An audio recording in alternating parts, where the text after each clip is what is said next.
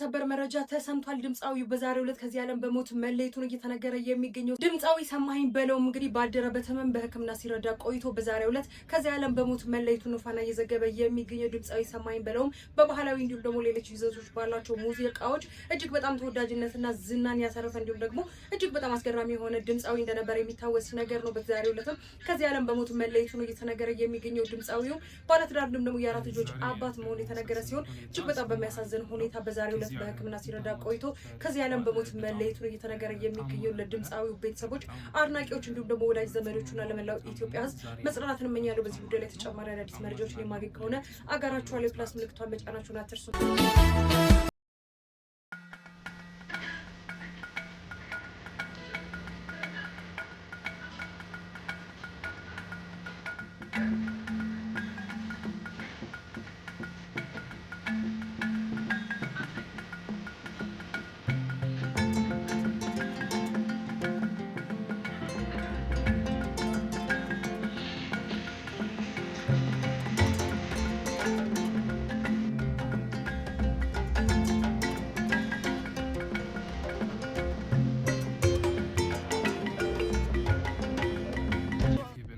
ራት ወይኔ ያስተፈስል በሰብ ወይኔ ያስተፈስል በሰብ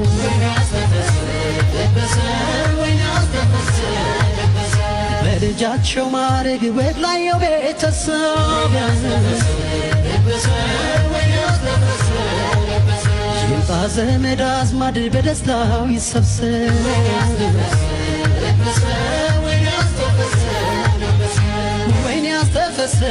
እናቷን ወይኔ አስተፈሰህ ዛሬ የጃኒ ቀን ነው። ቀለበት ልታስር እንደሆነ ጋይስ ቀለበት ነው የምታስረው። ኦፍ ኮርስ ቀለበት ነው እና ኤቭሪባዲ እንኳን ደስ አለሽ በላት። እኛም ከማይጂ እንኳን ደስ አለሽ እንላታለን። ጃይ ሄደን ፕሮግራሙን እስከምንመጣ ትግባን ስለዚህ ቀለበት አይመስልም። ቀለበት መሻ ቀለበት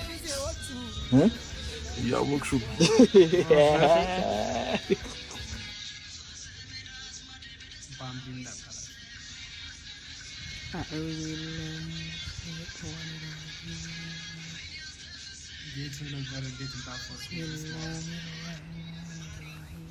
እንኳን ደህና መጣሽ። እንኳን ደህና ቆይሽ። በጣም አምሮብሻል። ሊክ ፋይን አዞርበል። ቴንክ ዩ ሶ ማች። አንቺ በጣም ታምሪያለሽ። አመሰግናለሁ። ያው ጃኒ ሰሞኑን ብዙ ወሬ እየተወራባት ነው፣ ሰምተሻል? ቀለበት፣ ሽምግልና ምናምን እየተባለ ነው እና ምን ትገምቻለሽ? ዛሬ ይሄ ፕሮግራም ምን ይመስልሻል?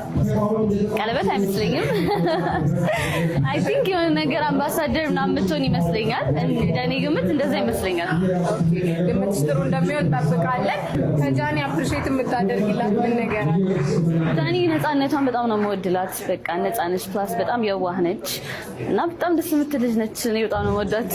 ቴንክ ዩ፣ እናመሰግናለን ስለመጣሽ። ፕሮግራሙን ተካፍለሽ ደግሞ በኋላ ያለሽን አስተያየት እንቀበላለን። ቴንክ ዩ ሶ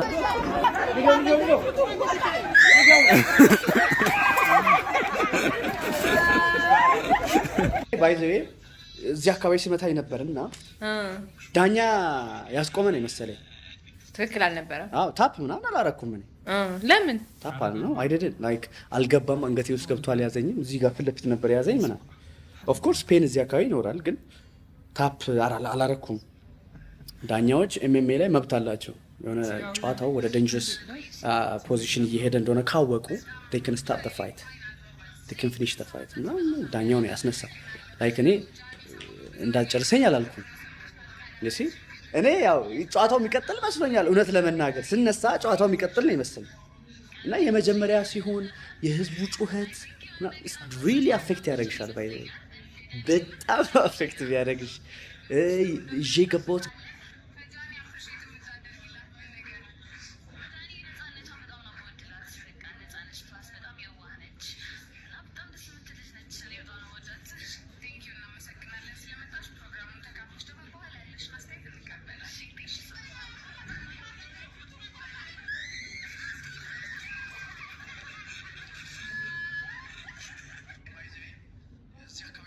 አረ ልጁ ሞተ። ደህና ነው ግን ሞተ እኮ እንዳለ በስመ አብ ዳኛ ያስቆመን መሰለኝ። ትክክል አልነበረም። አዎ ታፕ ምናምን አላረኩም። ምን ትላለህ? ተሸንፏል እኮ አልገባም። አንገቴ ውስጥ ገብቶ አልያዘኝም። እዚህ ጋር ፊት ለፊት ነበር ያዘኝ ማለት ነው። ኦፍ ኮርስ ፔን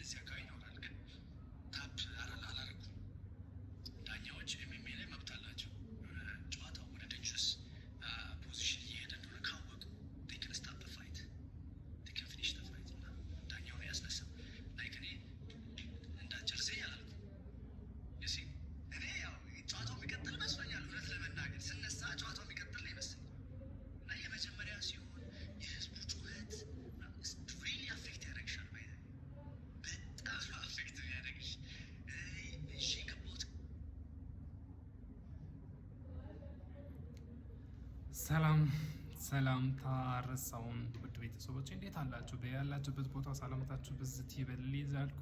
ዛሬ ደግሞ ይህንን ይመስል ነበር። አብራችሁ ከኔ ጋር ስለሆናችሁ በክብር አመሰግናለሁ።